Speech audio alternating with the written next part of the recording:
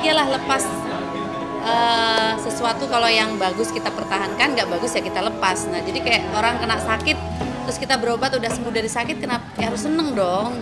Bebas nggak ya, karena kan saya juga seorang ibu, nggak pasti ada batasan, dan apalagi masih baru juga, kayaknya ya untuk cepet-cepet move on juga nggak begitulah gitu.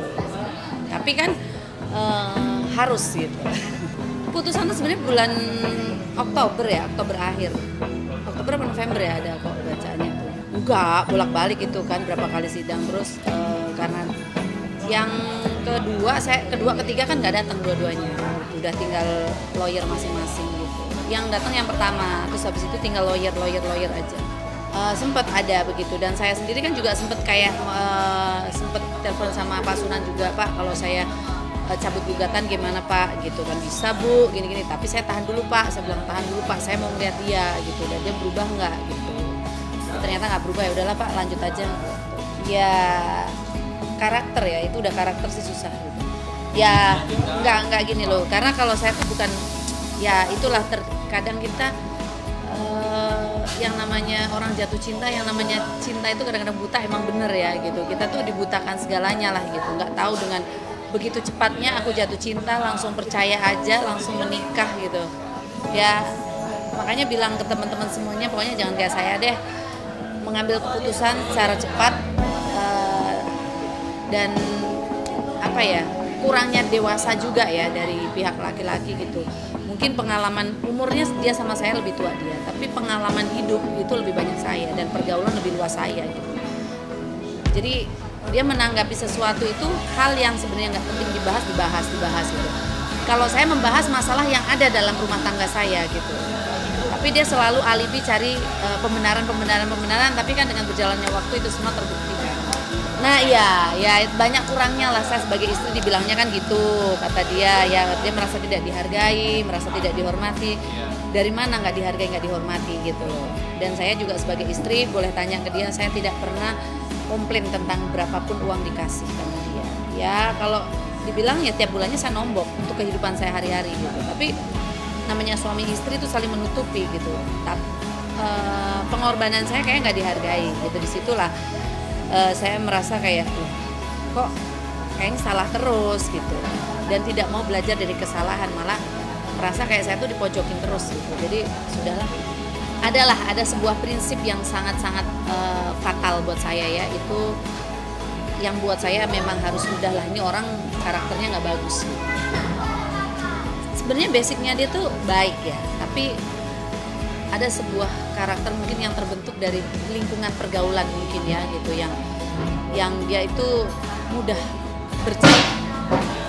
bercerita gitu loh, mudah bercerita sesuatu yang dia belum bisa milah-milah kira-kira ini bahaya atau enggak gitu.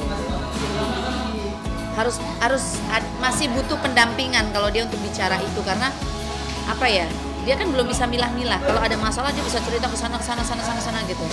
Nah saya bilang gini, jangan pernah cerita urusan rumah tangga dengan orang lain, itu bisa jadi bumerang gitu. Nah itulah bener, akhirnya jadi bumerang. Orang ketiga sih enggak ya, tapi temen mungkin ya, temen, karena saya nggak melihat, walaupun dari chat-chatnya itu kan chat-chat ya, dia bilangnya curhat, tapi kalau dibaca, dilihat ya, sebagai, apalagi saya sebagai istri, mohon maaf gitu ya, tidak pantaslah seorang suami yang maksudnya berantem dan kamu masih ngelonin, itu beratnya orang Jawa masih tidur bareng gitu kan.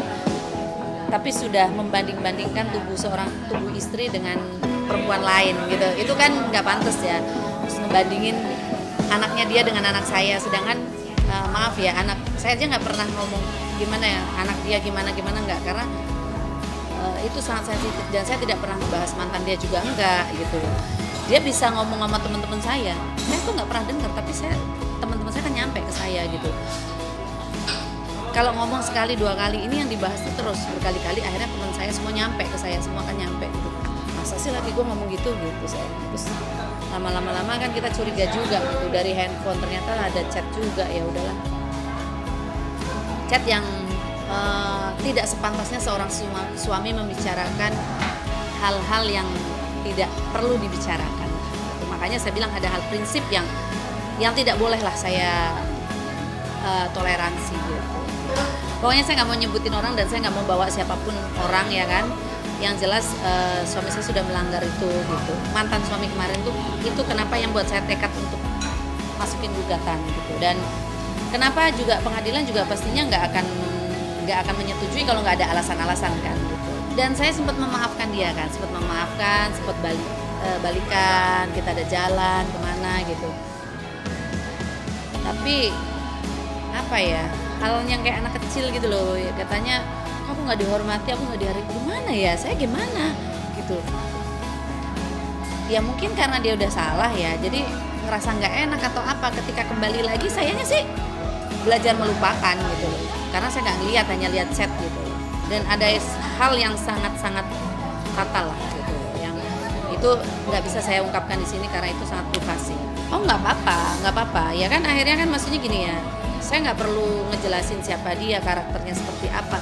Berarti kan dia dengan mudah, ya kan, dengan mudah. Waktu ada pasangan aja dia bisa curhat dengan perempuan lain gitu kan. Dia bisa curhat urusan rumah tangga loh dengan perempuan lain. Kalau perempuan itu yang dia kenal dari puluhan tahun nggak apa-apa. Ini orang baru yang dia DM gitu loh.